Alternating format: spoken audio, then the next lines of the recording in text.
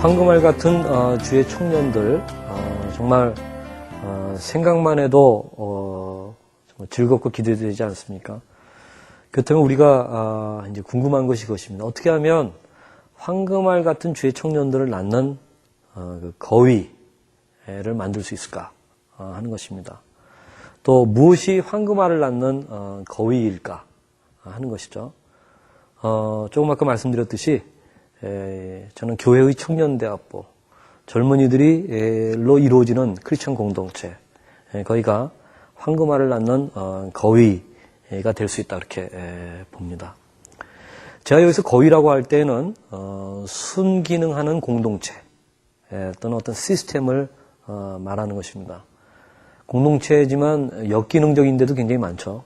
오히려 공동체에서 상처받고 또 믿음 다 잃어버리게 되고 그런 경우 많죠. 그런 공동체 말고 그 공동체를 찾아가면 생명을 얻게 되고 힘을 얻게 되고 그리스도의 제자로 서게 되고 인생을 정말 비전을 가지고 살고자 하는 그 가능성을 발견하고 이런 순기능하는 그 공동체 또 그런 시스템, 저는 그것을 황금알을 낳는 거위라고 이렇게 말하고 싶습니다. 제가 섬겨왔던 사랑의 교회의 대학부나 청년부는요, 지금 강의하는 현재 대학부가 7개가 있습니다. 한 개의 대학부가 평균 200명 정도 되죠. 또 청년부는 한 1200~1300명이 4~5명의 또 교육자들에 의해서 같이 이루어지고 있습니다. 그 대학부나 청년부들을 보면은요, 목회자분들이 바뀌게 된다 하더라도 크게 요동치 않습니다. 또 크게 달라지지 않습니다. 시스템이 구축되었기 때문에 그 시스템을 통하여서 계속해서 배출되는 그런 사람들이 나오기 때문에 그런 것입니다. 제가 말씀드리는 황금알을 낳는 거위라고 하는 그런 순기능하는 공동체가 시스템으로서 작동하는 그것을 말하는 것입니다. 제가 또 섬겼던 그 IBF 사역은요, 제가 졸업하고 이 간사 사역을 할 때 전국적으로 한 200~300명밖에 안 됐었습니다. 지금 졸업한 사람들 다 빼고 현재 전국적으로 6,000명 그 안팎의 대학생들이 캠퍼스에서 모이고 있고 수십 군데의 대학 캠퍼스에서 공동체를 이루고 있습니다. 그 공동체들을 통하여서 저는 많은 사람들이 여전히 배출될 것이라고 이렇게 기대하게 됩니다. 이른바 그런 공동체, 황금알을 낳는 거위와 같은 하나의 그 시스템이 된 것입니다. 그러나 우리 한국교회를 보게 되면 너무나도 일찍이 이 거위의 배를 갈라버렸습니다. 황금알을 너무나도 빨리 성급하게 원했기 때문에 거위의 배를 갈라버린 것이 아닌가 생각하게 됩니다. 한국교회의 이 청년대학부를 보게 되면 약 한 10,000여 개의 청년대학부가 있다고 보는데요. 어떤 거위일까? 배가 갈라진 거위일까? 아니면 병든 거위일까? 아니면 정말 황금알을 낳는 거위일까? 아마 여러분들이 스스로 대답할 수 있으리라고 저는 생각합니다. 배가 갈라졌다고 한다면 그 이유는 뭐라고 생각하십니까? 아마 청년 대학생들을 목회의 이 배려 대상, 교육의 대상, 훈련의 대상으로 생각하지 않고 청년들을 일꾼으로 전락시키고 그들이 지쳤을 때는 용도 폐기해버리는 그런 식의 그 목회가 일어났기 때문이 아닌가 저는 그렇게 생각합니다. 그 결과 수많은 젊은이들은 교회에서 상처를 받고 또 힘을 잃고 떠나가고 있는 것들을 보게 됩니다. 제가 하고 있는 사역을 영2080 사역이라고 하는데요. 영2080 사역이 뭐냐? 한국교회 10,000여 개의 청년대학부가 있는데 거기에 평균적인 숫자가 20명입니다. 그 20명이 80명으로 되는 길. 그래서 하나의 시스템, 황금알을 낳는 거위가 될 수 있는 그 시스템을 이 10,000여 개에 구축하고자 하는 그런 비전을 가지고 일을 하고 있습니다. 저는 이 황금알을 낳는 이 거위, 이 시스템을 곳곳에 하나님께서 만드신다면 교회와 민족과 세계를 위하여서 엄청난 인물들이 배출될 것을 보게 됩니다. 이 황금알을 낳는 거위를 생각할 때 저에게 성경에 아주 중요한 곳이 한 가지 떠오르는데요. 거기서는 황금알을 낳는 거위를 물 근원, 어떤 샘물의 근원, 물 근원으로 비유하고 있는 곳이 있죠. 열왕기하 2장 19절부터 22절까지에 나오는 말씀입니다. 제가 이 말씀을 한 군데 읽어드리겠습니다. 그 성 사람들이 엘리사에게 고하되 우리 주께서 보시는 바와 같이 이 성읍의 터는 아름다우나 물이 좋지 못하므로 토산이 익지 못하고 떨어지나이다. 엘리사가 가로되 새 그릇에 소금을 담아 내게로 가져오라 하매 곧 가져온지라. 엘리사가 물 근원으로 나아가서 소금을 그 가운데 던지며 가로되 여호와의 말씀이 내가 이 물을 고쳤으니 이로조차 다시는 죽음이나 토산이 익지 못하고 떨어짐이 없을지니라 하셨느니라 하니 그 물이 엘리사의 말과 같이 고쳐져서 오늘날에 이르렀더라. 여기 보게 되면은 엘리사가 땅은 좋지만 열매를 못 맺는 그 땅에 들어가게 되는데 여기에 대해서 뭔가 하소연하는 그런 마을 사람들을 만나게 됐습니다. 엘리야의 리더십을 인계받은 엘리사, 그는 하나님의 쓰임 받는 그런 인물인 것을 이제 이 사건을 통해서 또 보이게 되죠. 그는 사람들에게 소금을 담아라, 새 소금을 담아라. 그리고 물근원으로 가자. 물근원에다가 그것을 뿌리면서 하나님의 말씀으로 대언했습니다. 물근원이 기적적으로 깨끗하게 되니까 결국은 거기서 흘러나갔던 물들에 의해서 이 모든 땅들이 좋은 열매를 맺기에 합당하게 된 그것을 이야기하고 있습니다. 여기서 우리 물근원, 이 수원지라고 하는 것의 전략적인 가치를 우리는 생각해 볼 필요가 있습니다. 여러분, 오래전에 우리 한국 사회에는 페놀 사태라는 것 때문에 온통 국민이 불안에 떨었던 때가 있었습니다. 낙동강 상류가 이 페놀이라고 하는 끔찍한 공해물에 의해서 오염되었기 때문에 이 영남 지역에 백성들이 밥을 해먹을 수 있는 물이 없는 그런 상황 속에 빠지기도 했었습니다. 수원지가 오염됐기 때문에 전국적으로 이 고통을 받은 것입니다. 물근원, 이 수원지가 맑아지는 것, 그것은 전략적으로 굉장히 중요한 것입니다. 여러분, 하나님 나라 운동의 관점에서 보게 되면 교회의 청년대학부는 이 수원지입니다. 물근원입니다. 이 물근원을 통해 가지고 어디론가 흘러가게 되어 있습니다. 이 때문에 이 물근원을 변화시키면 정말 그 흘러나간 물들이 다 깨끗해가지고 곳곳에 흘러가가지고 좋은 일들을 많이 일으킵니다. 그러나 이 물 근원 자체에서 그냥 오염된 채 생명도 없이 나가게 된다고 한다면 우리는 그 이하의 문제들은 충분히 예상해 볼 수가 있습니다. 이 맑아진 물 근원에서 흘러나가는 물은 황금알을 낳는 거위가 계속 낳는 황금알들과 같은 것이 아닌가, 저는 그렇게 생각하게 됩니다.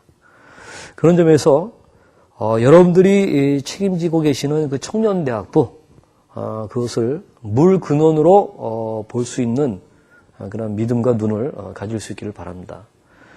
저는 황금알을 낳는 거위 또는 이 물 근원을 맑게 하는 일, 이 일을 사실 어느 누구로부터도 빼앗기고 싶지가 않습니다. 사실 그것은 저는 이 황금알을 낳는 거위를 만드는 일의 그 중요성이나 이 물 근원의 이 중요성을 너무나도 절감하기 때문에 누군가가 국회의원 될 때 정말 나라를 사랑하고 민족을 위해서 한번 해보겠다. 뭐 대통령이 되고자 할 때 뭐 그런 마음으로 뭐 하는지는 모르겠지만 많이 그렇게들 주장을 하는데 그런 이 사람들의 그 이상과 비전과 꿈과 비교할 때 저는 결코 떨어진다고 생각하지 않습니다. 저의 개인적인 집안 이야기지만 저희 부친께서는 이 4.19 혁명이 일어나기 전에 조선일보의 논설위원이셨습니다. 그러다가 민주사회주의 그 운동을 위해서 이제 그 정치를 하셨습니다. 그러면서 5.16 군사혁명이 일어났을 때 빨갱이로 몰려가지고 10년 동안 언도를 받고 5년 동안 감옥에 갇히는 일을 겪으셨습니다. 제가 초등학교 때 일입니다. 그래서 저는 어머니와 함께 손을 잡고 아버지의 그 감옥에 면회 갔던 기억들이 굉장히 많이 납니다. 그 후에 한동안 이 정정법, 정치를 금지시키는 법에 매어가지고 정치를 못하시다가 나중에 이 민주사회주의 정당 활동을 하시면서 저희들이 살던 서울의 강남구에서 국회의원을 지내셨습니다. 그러시다가 이제 나중에 돌아가셨는데 저는 한 사람이 이 정치를 하고자 하면서 정말 어떻게 살고자 할 때 그 모습이 뭔지를 나름대로 알고 있습니다. 저는 저의 아버지의 그런 정치하는 그 자세나 비전과 또 걸고자 하는 그러한 헌신과 비교할 때 이 젊은이 사역이 거는 저의 모습은 저는 떨어진다고 생각하지 않습니다. 저는 이 일이 더 중요하다고 믿습니다. 이 일이 더 파워풀한 그런 일이라고 하는 것을 믿습니다. 제 친동생 중에 하나는 대학교에 다니다가 데모하다 잘렸어요. 그리고 몇 년 후에 복학이 되어가지고 졸업을 간신히 하고 신문사에 기자 생활하다가 그 신문사에서 노조위원장을 하다가 또 쫓겨났습니다. 그리고 지금은 이제 호주에 가서 이민 생활을 하고 있는데요. 저는 제 동생이 그와 같이 일했던 그것과 비교할 때 교회 청년대학부를 만드는 일, 황금알을 낳는 거위라고 하는 그 시스템을 만드는 일과 비교할 때 결코 제가 열등한 일을 한다고 생각해 본 적이 없습니다. 오히려 더 중요한 일들을 저는 하고 있다고 생각합니다. 제가 참 좋아하는 소설 칼의 노래라고 하는 소설이 있습니다. 이순신 장군의 그러한 라이프 히스토리를 정말 리얼하게 그린 그러한 소설입니다. 이 이순신 장군의 아주 그 난중일기를 잘 연구한 가운데 만든 아주 사실에 기초한 이 소설은 저에게 많은 것들을 생각하게 만들었습니다. 이순신 장군이 민족을 위하여서 정말 헌신적으로 또 그의 좋은 머리를 가지고 일을 하였을 때 정말 그 귀한 일들이 많이 일어났습니다. 그 책에 보면은 임금은 장군의 용기를 필요로 하지만 장군의 용맹을 무서워한다 하는 말이 나옵니다. 그가 많은 그 기여를 했을 때 주변에 있는 간신배들은 결국 임금을 눈이 흐리게 해가지고 결국 이순신 장군의 많은 어려움을 주게 되었죠. 이순신 장군을 둘러싸고 수많은 이 적들, 이른바 같은 동포이지만 이 무형의 적들, 칼로 벨 수 없는 그 적들에 대해서 이순신 장군은 이야기하고 있습니다. 청년 목회자 여러분들은 교회에서 청년대학부 목회를 잘 하셔도 죄송합니다만 수많은 적들을 만나게 됩니다. 그들은 같은 성도고 같은 동역자일 수 있습니다. 칼로 벨 수 없는 적들로 그들은 나타납니다. 담임 목사님도 어떤 때는 좋아하지 않습니다. 임금은 장군의 용기를 필요로는 하지만 또한 무서워합니다. 그런 일들이 실질적으로 교회에서 일어날 수 있는 그 현실을 보게 됩니다. 청년대학부 목회자들은 어쩌면 그런 면에서 비슷한 이순신 장군 같은 처지에 놓여 있는 것이 아닌가 하는 생각을 갖게 됩니다. 그런 점에서 청년 목회자는 거룩한 샌드위치맨이 된다고 생각합니다. 그들에게 꼭 필요한 것은 헌신과 용기와 지속적인 그러한 그 관심 속에서 자기 자신을 드리는 일이라고 저는 생각합니다. 예, 제가 좋아하는 사람 가운데 체게바라라고 하는 사람이 있습니다. 물론 그가 쫓았던 이데올로기를 저는 동의하지 않지만 그는 참 많은 영향을 끼쳤던 사람이죠. 특별히 제3세계의 젊은이들에게. 이 체게바라는 아르헨티나에서 태어나가지고 의과대학을 다닐 때에 이 남미 상황을 여행하면서 목도하면서 남미 상황에 필요한 것은 책이 아니라 바로 총이라고 하는 사실을 생각하게 됐습니다. 그래서 이른바 자생적인 공산주의자가 된 것입니다. 의과대학을 잘 마치고 나서 그는 이 카스트로의 법조계 출신의 이 게릴라였던 또 마크시스트였던 피델 카스트로를 만나서 그의 혁명군에 이 조인할 것을 제안받았을 때 그는 거기에 들어갑니다. 근데 들어갈 때의 조건이 그 혁명군은 마침내 승리하고 말 것이다. 그러나 쿠바의 그 혁명이 승리했을 때 나를 붙잡지 말라. 그것을 동의한다면 나는 들어갈 수 있다. 지속적인 혁명, 그것을 위해서 자기 자신은 살고 싶다는 것이었습니다. 실질적으로 그 혁명은 성공적으로 끝났고 그는 몇 년 동안은 쿠바의 이 중요한 장관으로도 몇 년 일을 하기도 했고 국립은행 총재로도 일을 하기도 하였습니다. 그러나 마침내 그것을 내려놓고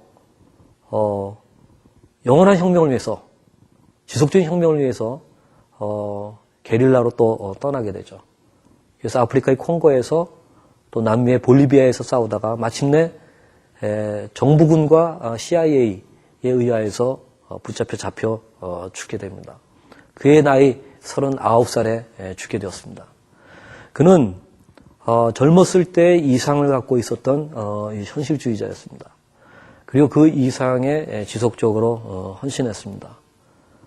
그런 가운데 39살에 죽었지만 제3세계의 비슷한 상황에 있었던 수많은 그 민중들과 또 젊은이들, 뭔가 그 민중을 이끌고자 했던 그 젊은이들은 이 체게바라에게서 자신들의 갈 길을 발견했습니다. 그들의 우상이 되었던 것입니다. 여러분, 이 체게바라, 한 알의 이 미랄이 되었던 것입니다. 물론 그가 추구하는 것에 우리는 동의하지 않습니다. 그리고 우리는 그보다 훨씬 더 값진 복음을 갖고 있고 그가 추구했던 유토피아보다도 더 완벽하고 영원한 하나님의 나라를 위해서 우리는 일을 하는 사람들입니다. 여러분, 청년 목회자로서 여러분들의 청년대학부들을 어떠한 마음으로 바라보고 임하십니까? 하늘의 미랄이 되시기 바랍니다. 꿈에 충실하고 헌신할 수 있기를 바랍니다. 많은 청년 목회자들이 이른바 좋다고 하는 교회에서 전임의 자리를 갖는 것을 유일한 목표처럼 생각하는 경우들이 많습니다.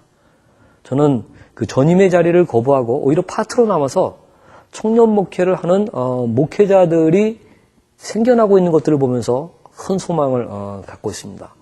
그들은 파트로 남아서 청년 목회자로 일하면 대우는 별로 좋지 않지만 교회에서 자유한 가운데 청년대학부를 풀타임으로 섬길 수 있기 때문에 그들에게 소망을 갖고 그렇게 헌신하는 경우들이 있습니다. 그들의 생계와 생활은 어떻게 책임지냐고요? 이른바 하나님께서 보내시는 까마귀들을 통하여서 그들은 더 리얼하게 하나님의 공급을 경험하면서 살고 있는 그들의 간증을 우리가 듣고 있습니다. 여러분, 한번 청년대학부에 헌신하시되 1, 2년 거쳐가는 자리로 하지 마시고 교회에서 그런 여건을 만들어주지 않아도 고집을 피면서 3년 내지 5년 정도 한번 청년 목회에 걸어보시기 바랍니다. 그래서 황금알을 낳는 거위와 같은 그 시스템을 한번 만들어 보시기 바랍니다. 정말 이 하나님 나라의 가장 중요한 전략적인 일이라고 저는 믿고 여러분들에게도 하나님께서